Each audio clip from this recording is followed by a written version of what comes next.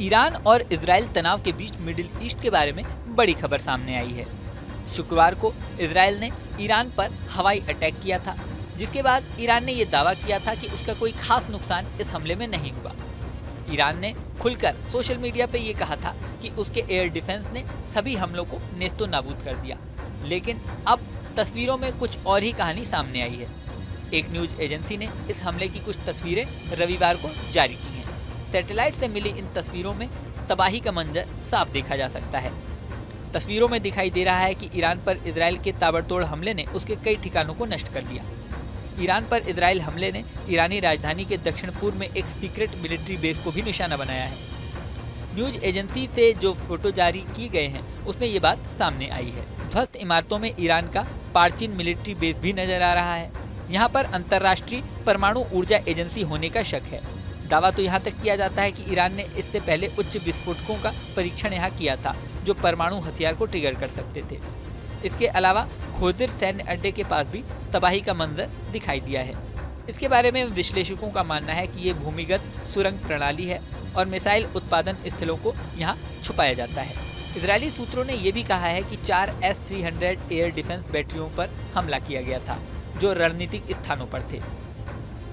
ये ईरान की परमाणु और ऊर्जा उपकरणों से रक्षा करते थे।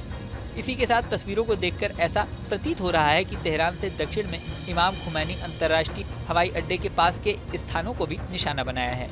ये हवाई अड्डे बाहरी दुनिया के लिए ईरान का मुख्य प्रवेश द्वार है। इसके अलावा ईरान के ही शमशाबाद औद्योगिक शहर में एक फैक्ट्री पर हमला किया गया है।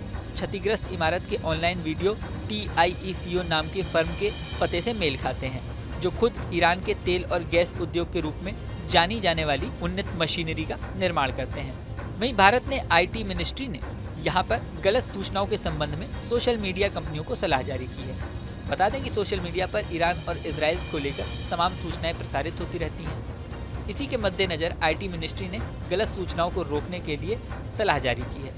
इसी के अलावा विदेश मंत्रालय ने भी कहा है कि हम पश्चिमी एशिया में बढ़ते तनाव और क्षेत्र और वहाँ की शांति और स्थिरता को लेकर बहुत चिंतित हैं। भारत ने मिडिल ईस्ट में सभी पक्षों से संयम बरतने और बातचीत व कूटनीति के रास्ते पर लौटने के आह्वान को दोहराया है।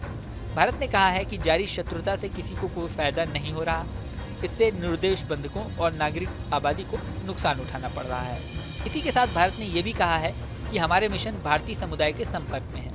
बता दें कि मिडिल ईस्ट में ईरान, इजराइल सहित कई देशों में भारतीय बड़े संख्या में काम करते हैं। इनकी सुरक्षा के लिए ही भारत ने इस तरह का बयान जारी किया है। ईरान के बारे में ये भी खबर आई है कि शनिवार सुबह वहां के पुलिस अधिकारियों पर हमला किया गया।